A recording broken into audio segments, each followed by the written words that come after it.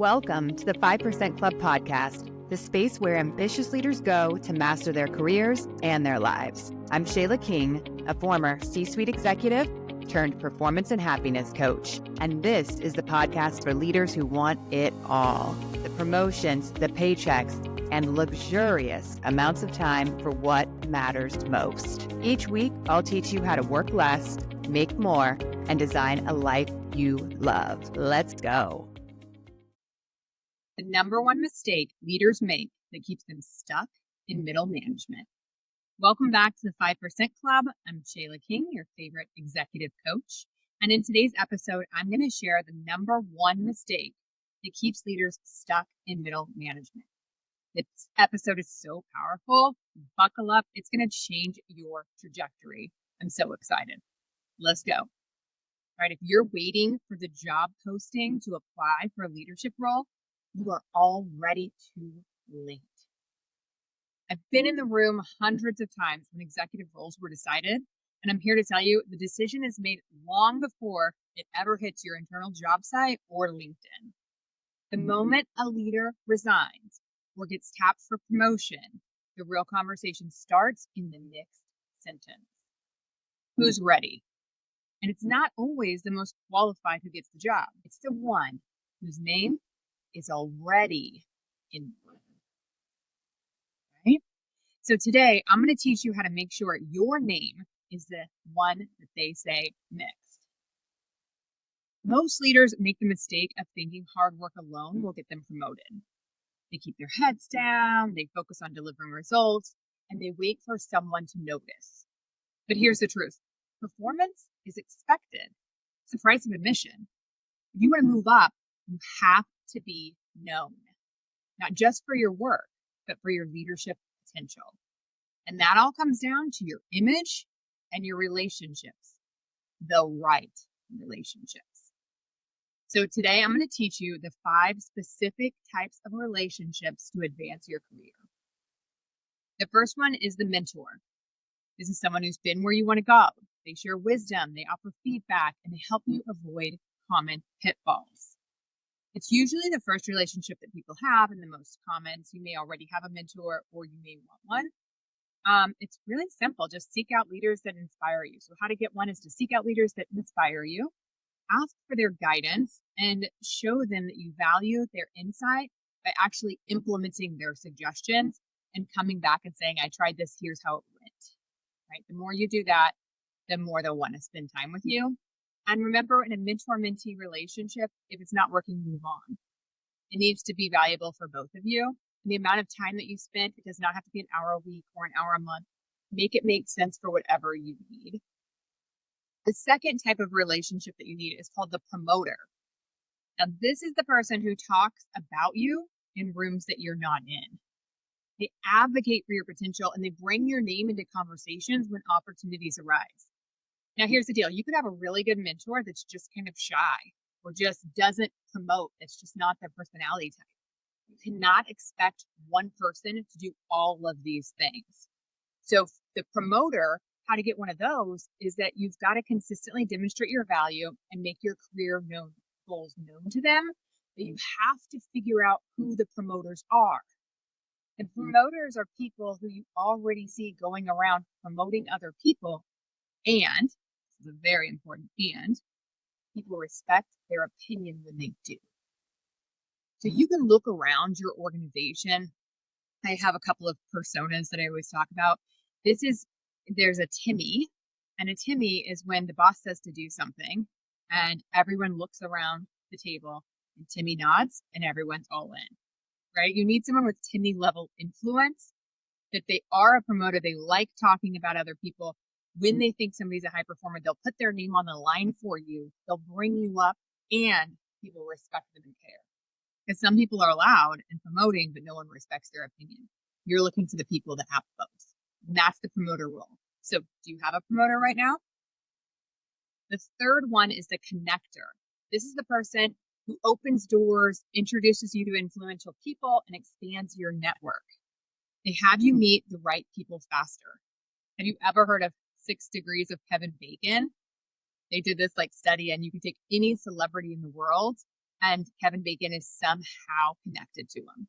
And it's because he's played in so many different genres and he's done theater and movies. And so every single other kind of person can be connected to Kevin really quickly. And that is who you're looking for. You're looking for the Kevin Bacon inside of your organization. Who is that right person? And inside of your industry. Everything we do with our network is going to be to create both an internal in our company network and an external company. You should have both at the same time, all the time. Don't rest on your laurels. Even if you want to stay at your company, get promoted within there, you should have a network externally so that you can seek knowledge, so that you can find out what's going on in the industry, right? So you should always have an internal and an external network.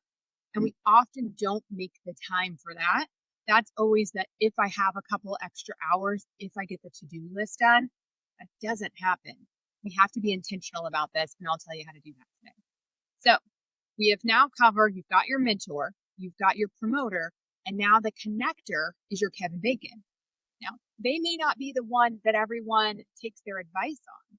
They may not be the one that has any decision rights, and they may not be the one that is mentoring you in your job and have that advice for you.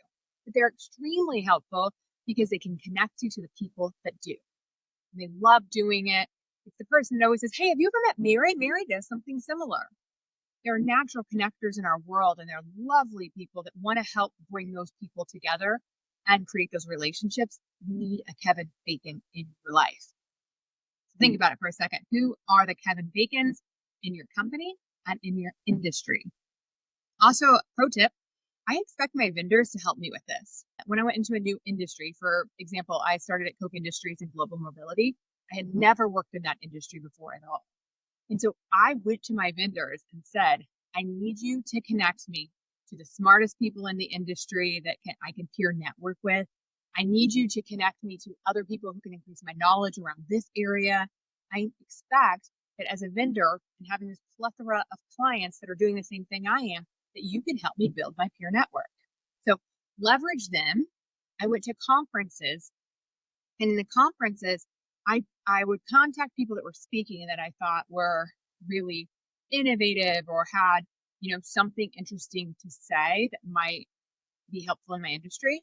And I'd look for the people in the audience that would raise their hand and ask an intelligent question. I would then grab them right after the session and see if they wanted to get a coffee at the conference. We'd have our coffee. If it seemed like it was mutually beneficial, then I would add them onto my networking list. I then had a call every Tuesday morning. There was like 9 spots in my rotation. Didn't tell people that, but there were. And I would have a new call with somebody every Tuesday morning from the industry. So whatever was going on in my business that week, I could talk to an educated industry peer about. We became friends with each other. Cisco actually has a really cool plan where they have every one of their internal leaders come up. I don't know if they still do this today, but they did back in the day. Come up with their succession planning. And so they had to come up with 2 or 3 internal and 1 external person. So it ended up being on Cisco's succession planning from my network, even though I wasn't looking for anything, because we had the 2 largest programs and we were aligned in our vision for organizations, right? Made great friends out of it. And I could say, hey, this industry law changed. How are you guys dealing with it? I'm thinking about restructuring my team to look like this. Have you guys tried that before? You can get this amazing real advice from industry peers. And so use these connectors and to be able to connect you to people that will add value in your career in so many different ways. I feel like I should make a little side note that some people think this is like yucky and I'm using people. You're not. People love to help, and trust me, you're giving value back. So you've got to get over that. But I do coach a lot of my clients on that. And it's so funny because if I ask them, if somebody reached out to you, how would you think about it? Their first thought is always, of course I want to help. I'm so do other people. So let's let them help and let's get over that. Okay, side tangent. Let's get back to the list. We've got a mentor, we've got a promoter, we've got a connector. Next on your list, number 4, is the decision maker. All right, so we're in a leadership meeting and we find out that someone's leaving their role. And we immediately say, who should it be? And inside of the leadership meeting, someone says, I think it should be Paul because Paul told me he wanted this role. He's been in these other roles that have helped him set up for success. He's had success with these things, and I trust him, and I think he could be really good in the role. Okay. So now Jamie applies for the role, and she now has 45 minutes to convince the decision maker that she is better than Paul. And Paul, we've known forever. Paul has already said he wanted it. The whole leadership room kind of nodded that Paul makes sense. And he's had this previous experience, and he said that he wanted the role. And now she has 45 minutes to be so freaking outstanding that she unseats him when he's already basically in the position, right? That is a tough hill to climb. Now, it can be done. It's hard. What you want to do instead is you want to know the decision maker. You want to have the person who has the authority to promote you know you ahead of time. It's crucial that they know who you are and what you're capable of before we have that first conversation on who's going to replace them.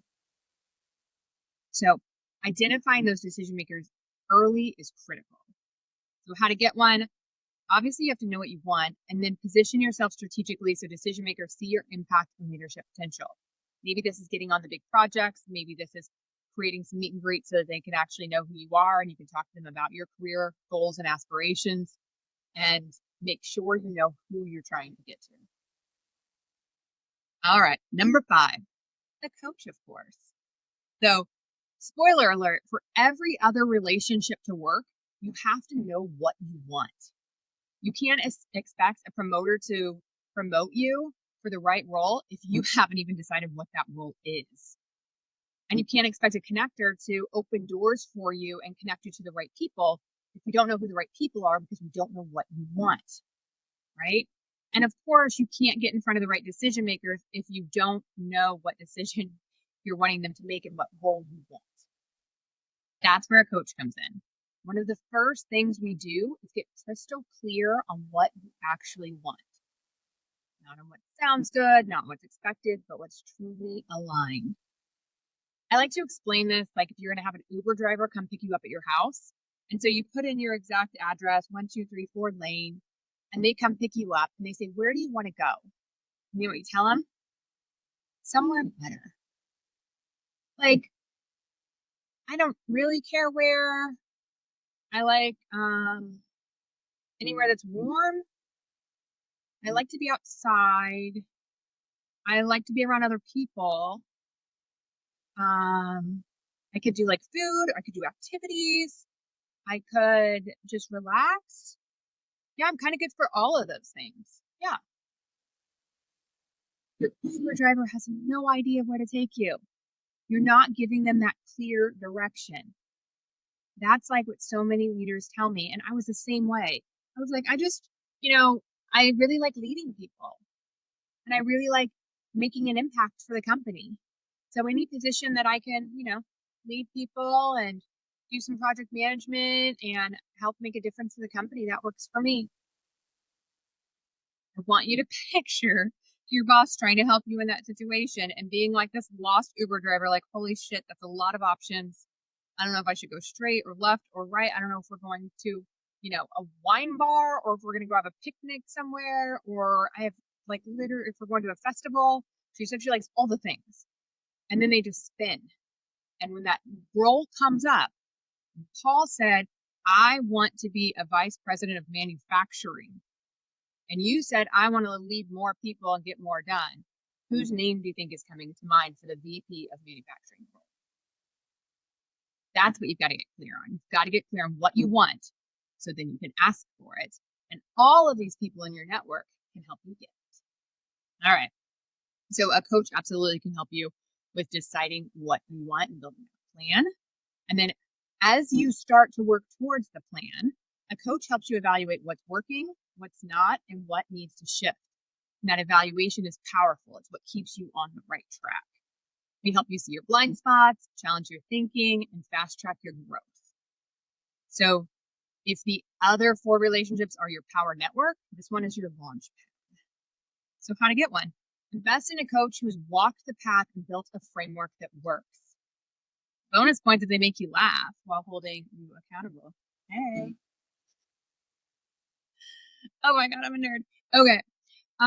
But I do think that when you get a coach, it is important that they have a real coaching ability, right? And there are amazing coaches out there that can coach people on any subject at any time, whether they've done it or not. But I think you're going to get to the next level even quicker and faster if you can combine the experience of someone who has been in corporate and had that executive role that you want alongside, managing complications of kids and family and stress alongside the skill set of being a coach. When you can get somebody who's a great coach and has been where you want, that's the power formula in my opinion. So, what really happens in the room? Let me pull back the curtain on how promotions actually happen. When a leader resigns or is promoted, the immediate question is who's ready? And here's what you need to know. The most qualified candidate isn't always the one who gets it. If the person whose name is already in the room, the one who is known, respected, and seen as the obvious choice. So if you're tired of being overlooked, here's how you can flip the script. First, you're going to get clear on what you actually want. What's the next role? What's your timeline? What does success even look like for you? This is one of the first things I help my clients figure out. Then you're going to make your goals known. Don't assume people just get what you want. You've got to say it out loud, be clear about your ambition, and be repetitive. Okay? Next, you're going to build key relationships with decision makers intentionally. I teach my clients how to turn networking into a process because if relationships matter, and they do, then they deserve a real plan. So we identified exactly who you need, how to connect with them, and how to track and grow those relationships with intention. So actually have tools and a process for all of this. This isn't just about good intentions and I'll try to network more. This is the 5% way. It's how we design bulletproof careers on purpose. Because like I say, you can either have FU money or you can have an FU network. Better yet, both. Let's go. And finally, you're going to show up like an executive before you ever get the title. You're going to own the room. You're going to speak with influence, and you're going to lead like you belong there because you do. This is exactly what I teach inside the Performance and Happiness Lab, how to go from being invisible to undeniable. That next obvious choice. All right, now here's the good news you've been waiting for. The doors for the Performance and Happiness Lab open June 18th. It's first come, first serve, and until we're full, and spots will go fast. So you've heard me talk about the Performance and Happiness Lab, and now this is your chance to join a 3-month experience designed to transform your career and your life. If you're ready to secure your next promotion, build a powerful network, and finally design a life you love, don't wait. You can actually, as a podcast listener, you can email me now if you want me to personally save a spot for you. It's Shayla, ShayLA, at evolve, career.com. Shayla at evolve-career.com. And you can join the waitlist. You'll start getting pre-work that will help you hit the ground running. So go to ShaylaKing.com to join the waitlist. And you'll get those Monday lessons that you can start applying right now, and it will just speed along your progress. All right, mark your calendars, y'all. June 18th. I'll see you inside the Performance and Happiness Lab. Till next time, let's evolve together. Thanks for joining me in the 5% Club today. If you're ready to work less, make more, and design a life you love, go to ShaylaKing.com to join the 5% Club waitlist.